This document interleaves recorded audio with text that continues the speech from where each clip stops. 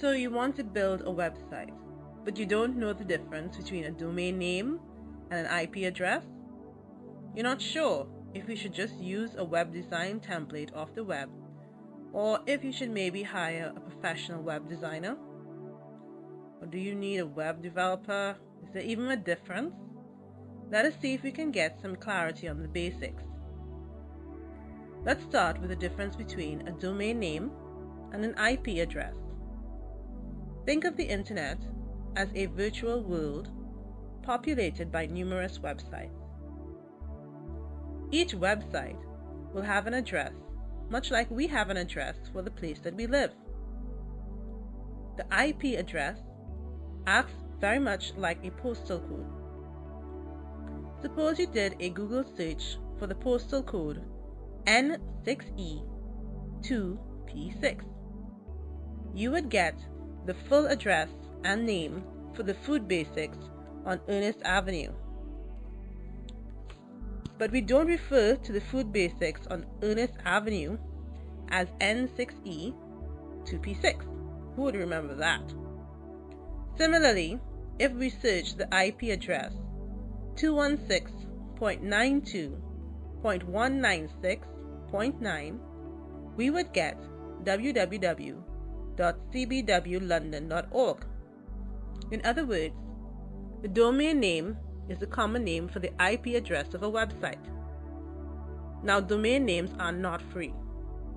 If you don't have a domain name already, you pay between $1 to $2 Canadian to search for a free or available one.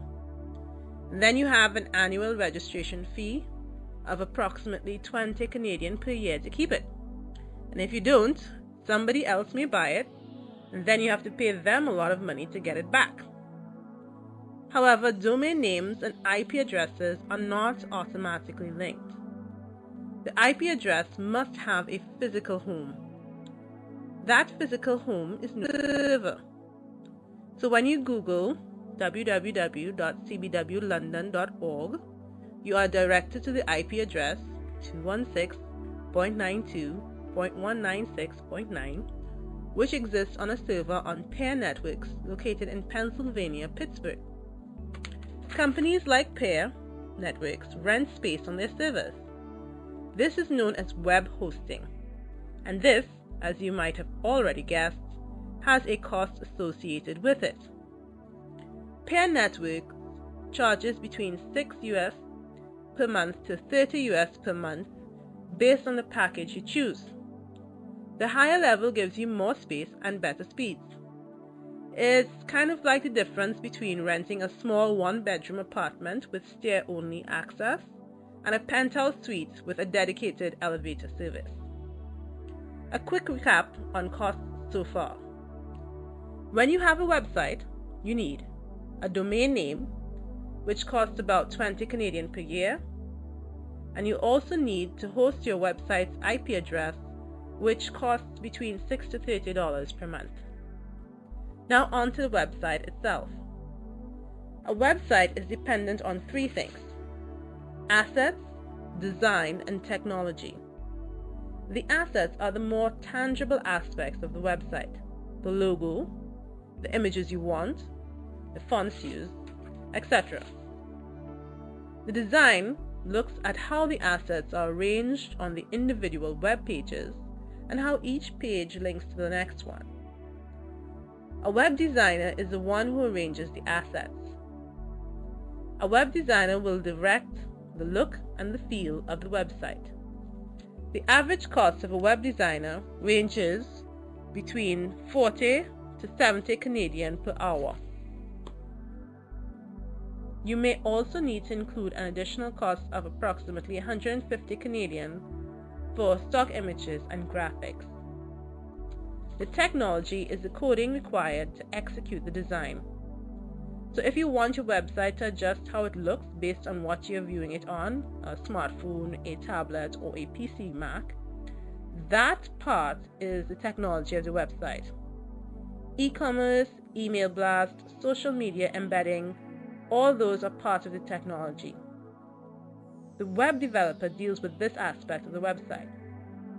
So the web designer is a bit like an architect, while the web developer would be the builder who executes the architect's plans. This part takes the longest and can cost between $20 to $50 Canadian per hour. There are some alternatives to hiring a web designer and a web developer. You can use web design templates available from sites such as GoDaddy.com and Wix.com. These also have additional plans for hosting, social media integration, e-commerce, and e-marketing strategies. Most of these charge a monthly fee between $10 to $25 US, depending upon the option you choose. The drawback with these sites is that you have to use what they have, for the most part, and they may not be exactly what you want. Plus, the monthly fees add up over time. To decide which way to go, the best option may be to do first what is known as a website requirements document.